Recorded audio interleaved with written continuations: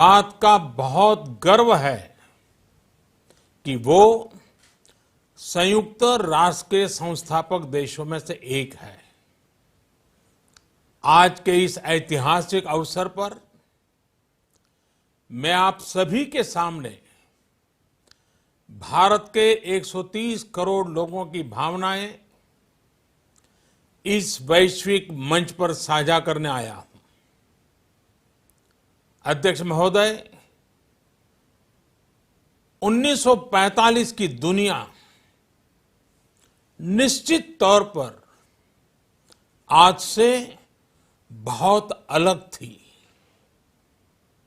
पूरा वैश्विक माहौल, साधन, संसाधन, समस्याएं, समाधान सब कुछ भिन्न थे।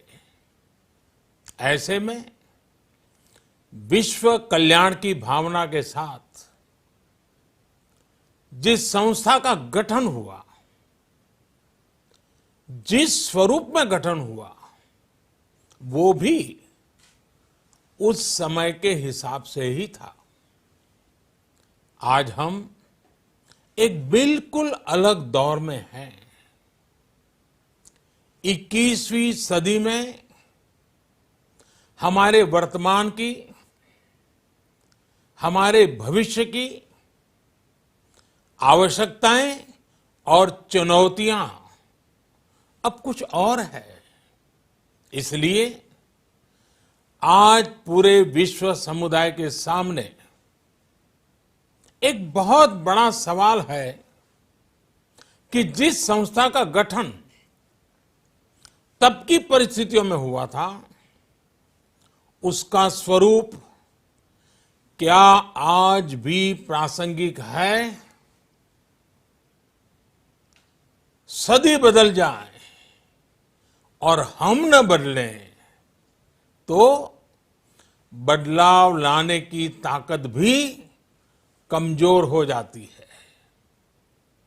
अगर हम बीते 75 वर्षों में संयुक्त राष्ट्र की उपलब्धियों का मूल्यांकन करें तो अनेक उपलब्धियां दिखाई देती हैं, लेकिन इसके साथ ही अनेक ऐसे उदाहरण भी हैं जो संयुक्त राष्ट्र के सामने गंभीर आत्ममंथन की आवश्यकता खड़ी करते हैं।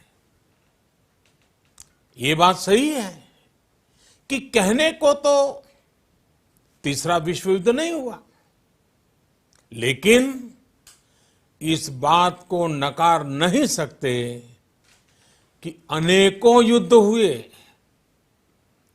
अनेकों गृह युद्ध भी हुए। कितने ही आतंकी हमलों ने पूरी दुनिया को थर्रा कर रख दिया। खून की नदियां बहती रही। इन युद्धों में, इन हमलों में जो मारे गए वो हमारी आपकी तरह इंसान ही थे। वो लाखों मासूम बच्चे जिन्हें दुनिया पर छा जाना था, वो दुनिया छोड़कर चले गए। कितने ही लोगों को अपने जीवन भर की पूंजी गंवानी पड़ी, अपने सपनों का घर छोड़ना पड़ा। उस समय और आज भी संयुक्त राष्ट्र के प्रयास क्या पर्याप्त थे? पिछले 8-9 महीने से पूरा विश्व कोरोना वैश्विक महामारी से संघर्ष कर रहा है।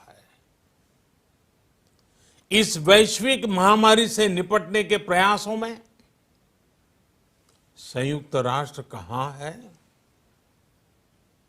एक प्रभावशाली रिस्पांस कहां है?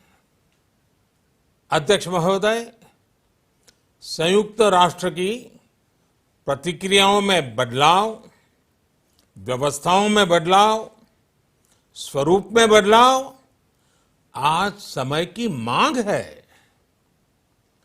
संयुक्त राष्ट्र का भारत में जो सम्मान है, भारत के 130 करोड़ से ज्यादा लोगों का इस वैश्विक संस्था पर जो अटूट विश्वास है, वो आपको बहुत कम देशों में मिलेगा।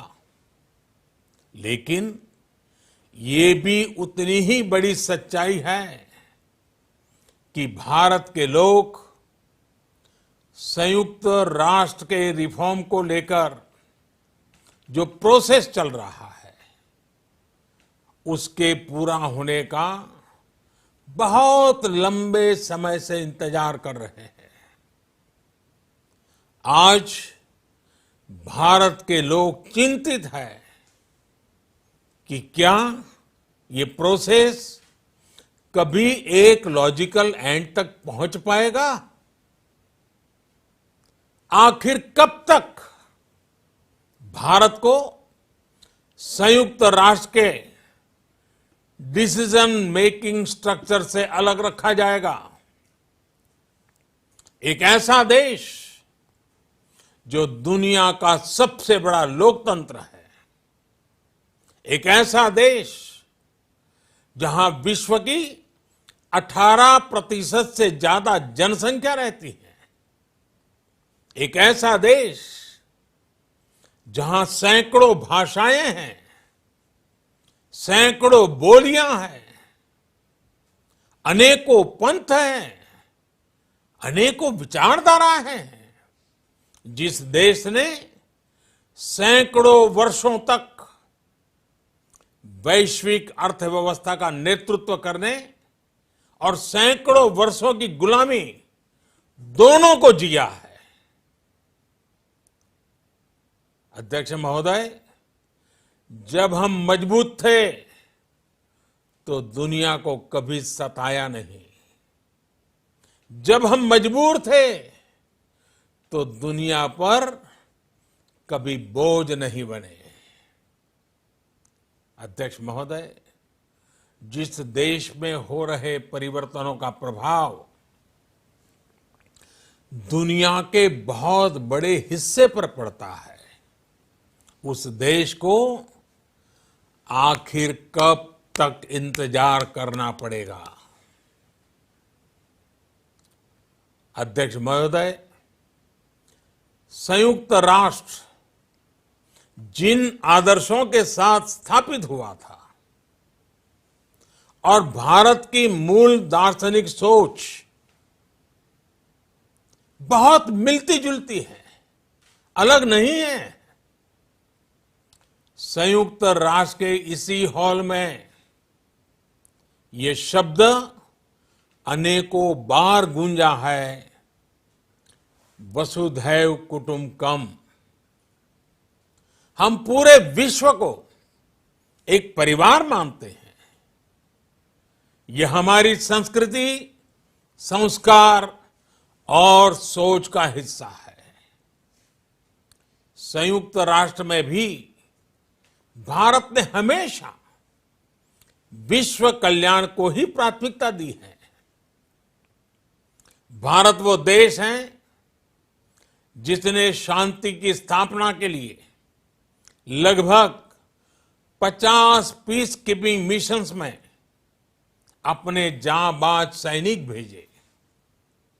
भारत वो देश है जिसने शांति की स्थापना में सबसे ज्यादा अपने वीर सैनिकों को खोया है।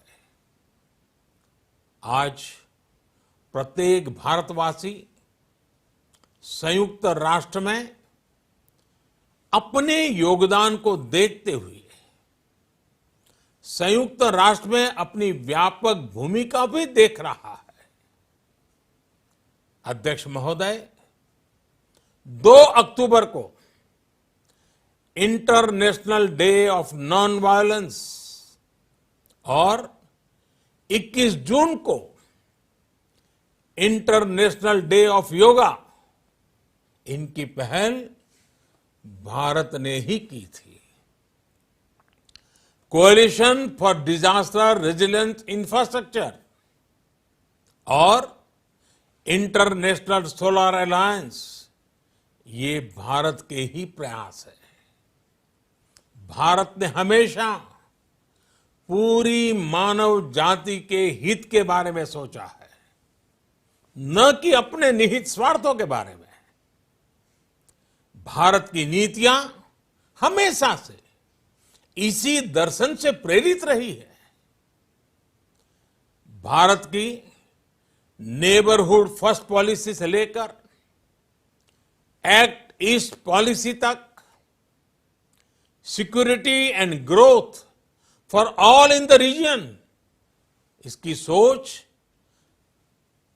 या फिर इंडो पैसिफिक क्षेत्र के प्रति हमारे विचार, सभी में इस दर्शन की झलक दिखाई देती है। भारत की पार्टनरशिप का मार्गदर्शन भी यही सिद्धांत तय करता है।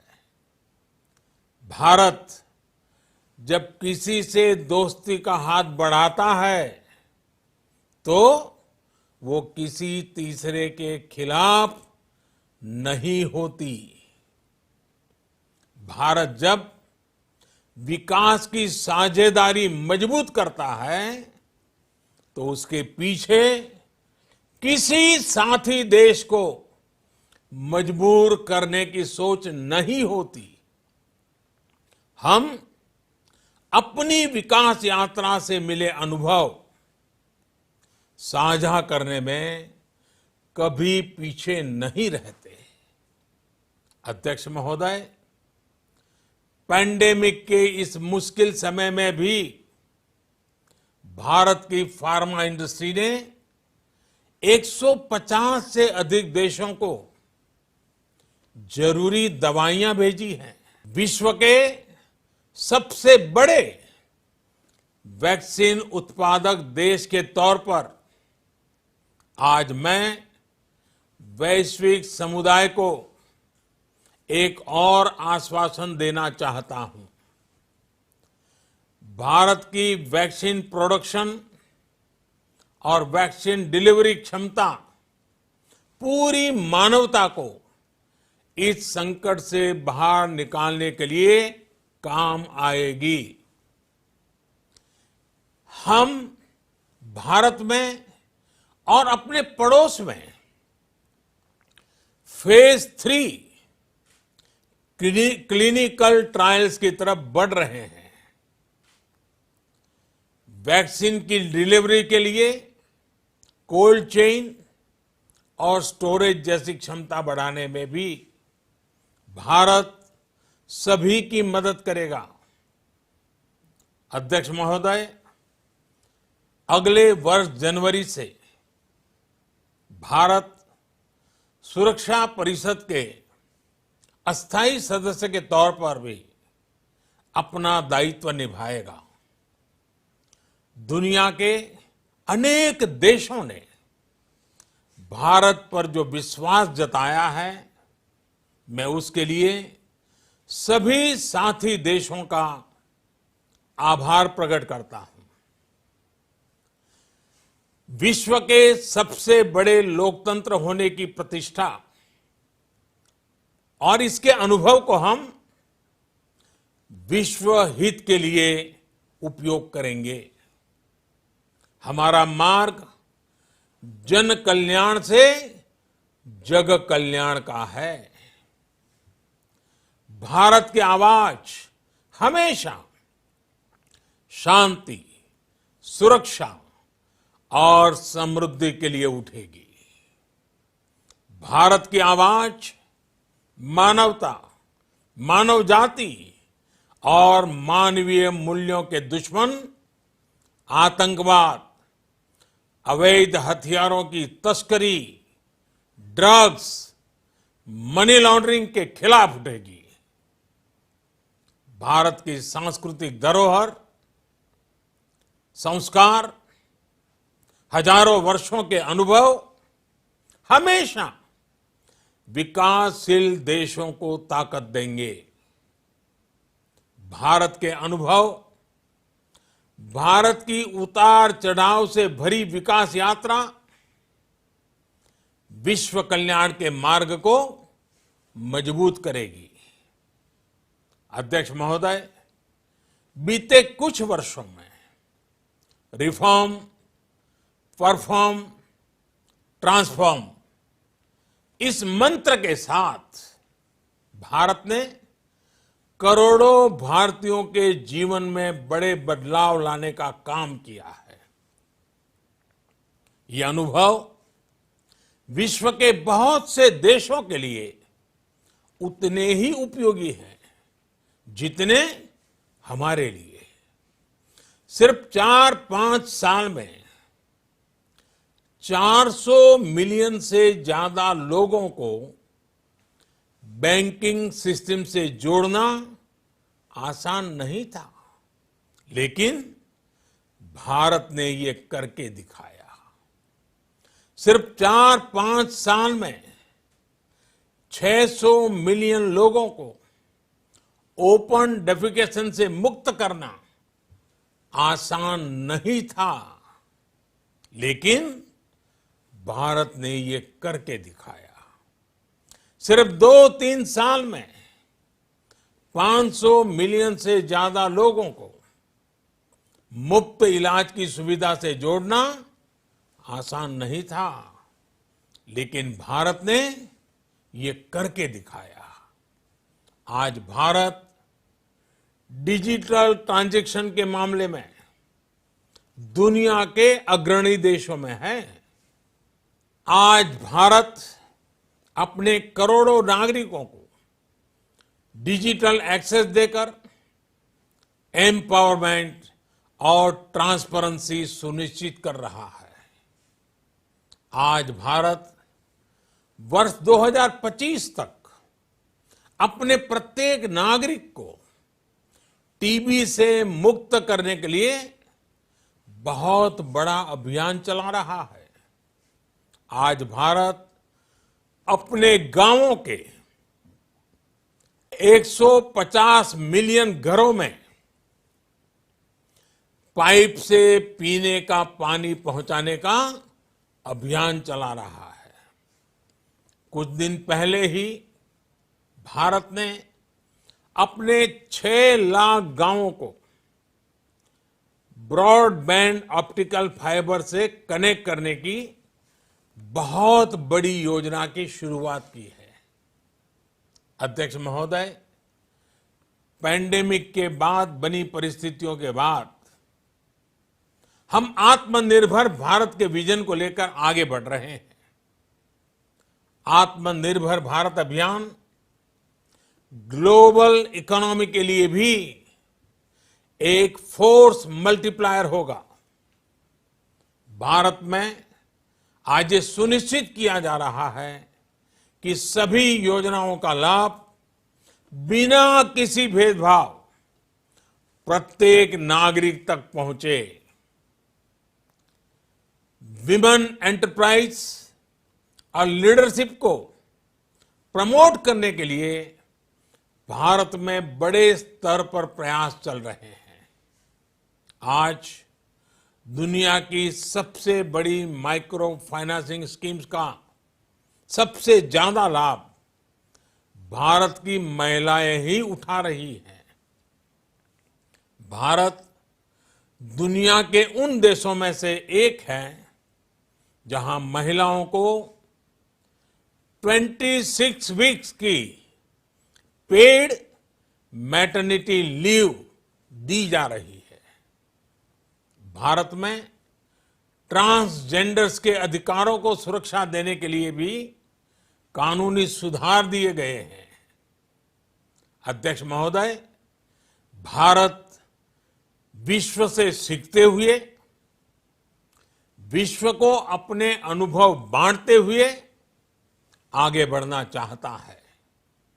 मुझे विश्वास है कि अपने 75वें वर्ष में संयुक्त राष्ट्र और सदस्य सभी देश इस महान संस्था की प्रासंगिकता बनाए रखने के लिए और प्रतिबद्ध होकर काम करेंगे।